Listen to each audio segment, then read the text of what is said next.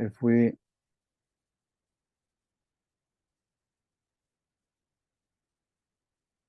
observe the lives of some sages and saints, they all have this common feature, so to speak. And India is a wonderful place to discover that. This non-resistance to this moment.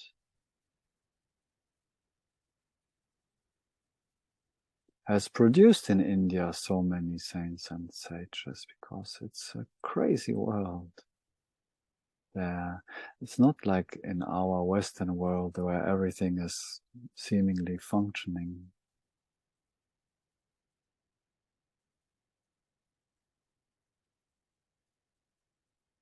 Where the structure is so strong in the West. There things are kind of wobbly by nature already.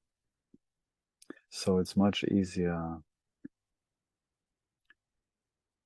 to be presented with things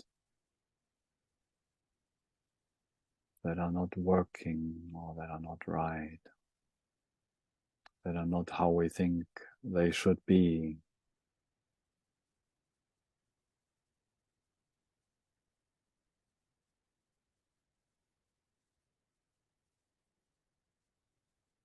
No matter where and how, the common feature is always this serenity, equanimity.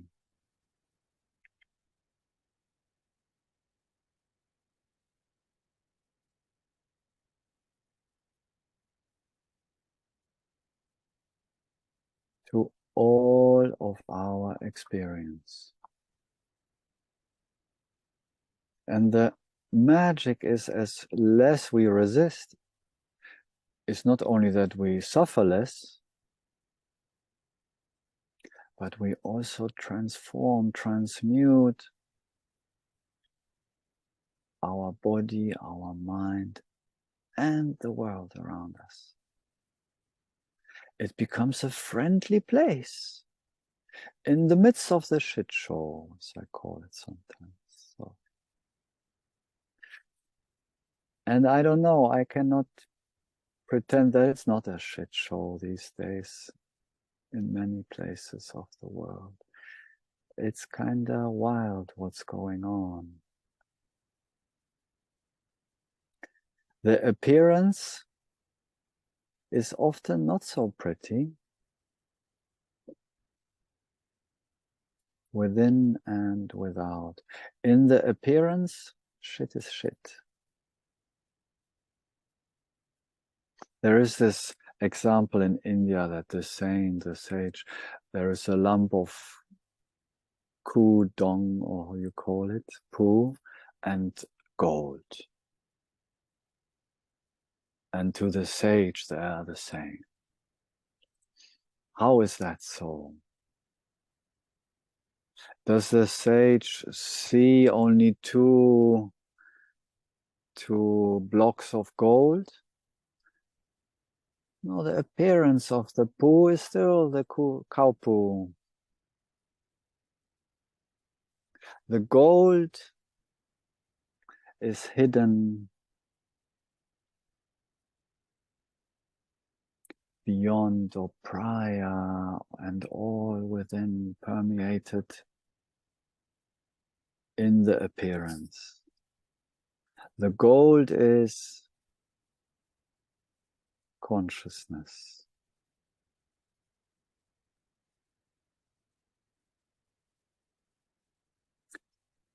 And here in these teachings,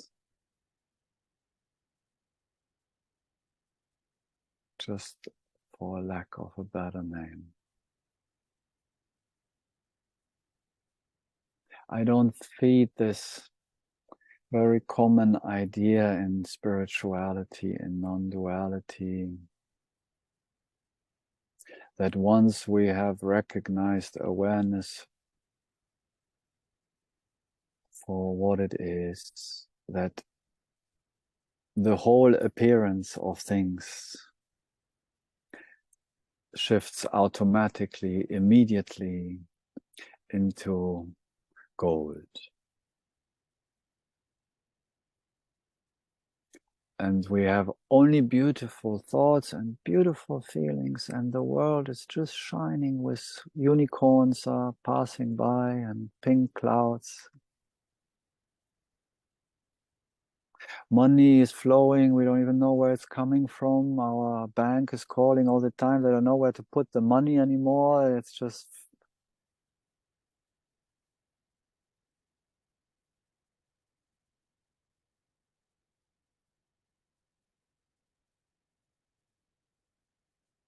it's very tempting to sell enlightenment or awakening in that way. We want to hear that when we're suffering, I understand.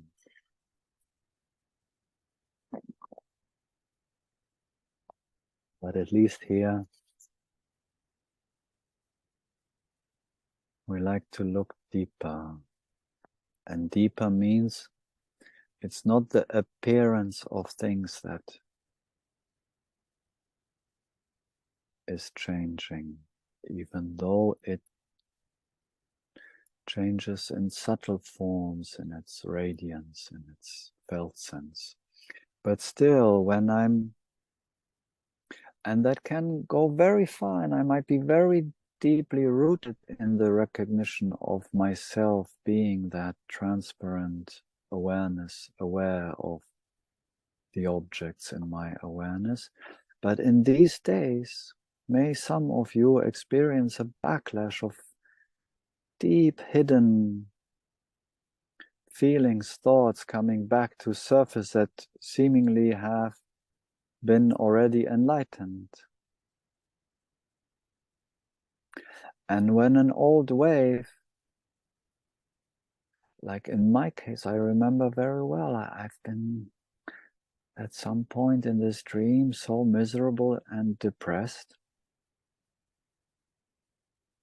that years and years after, when I've been mostly very happy just by being myself, not by experiencing only happy experiences, and still out of nowhere, so to speak, sometimes I found myself a wave of depression moving through. Wow, another wave, really? It may happen. The subtle body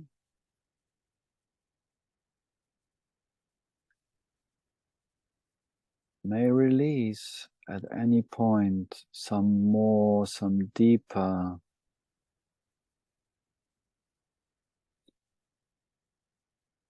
trapped energy.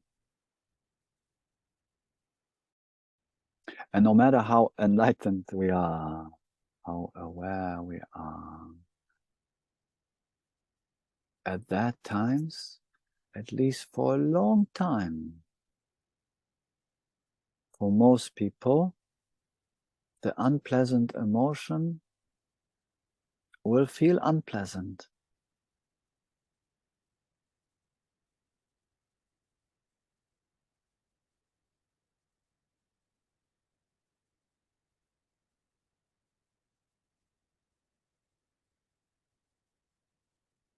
But the knowledge, the wisdom, the jnana of myself at that times can be very firm.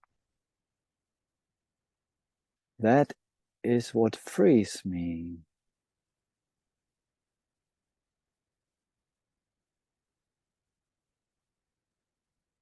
When a heavy dark cloud from the past moves through me, from my own, emerges maybe from my own subtle body, or just passes by because so much is moving in this world, we don't know sometimes even where it's coming from. It's just energy moving through our consciousness.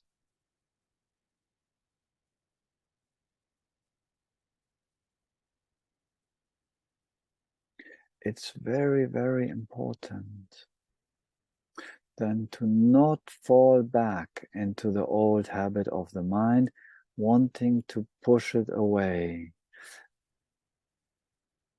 not by distracting myself with things that apparently bring more happiness in those moments, nor through some fancy spiritual non-dual thought.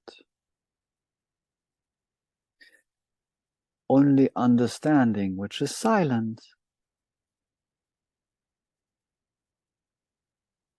gets me through those heavy, dark moments that may come back for a little while. And as more welcoming and non-resisting I can meet that appearance of energy in my consciousness, as faster it usually passes. We just have to be careful that we don't want it to pass faster. We have to stick to the understanding that awareness doesn't mind this dark cloud passing by. We cannot fool ourselves.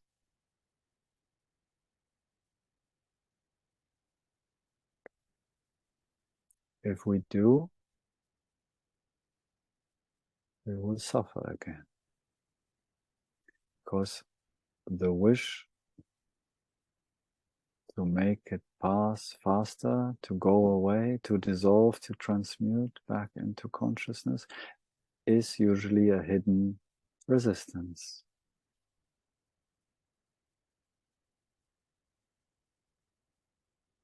And I can hopefully see that for myself. It's normal that it comes up. Sure, it's like, I don't want that again. Nah. But then I can remember my nature, the nature of awareness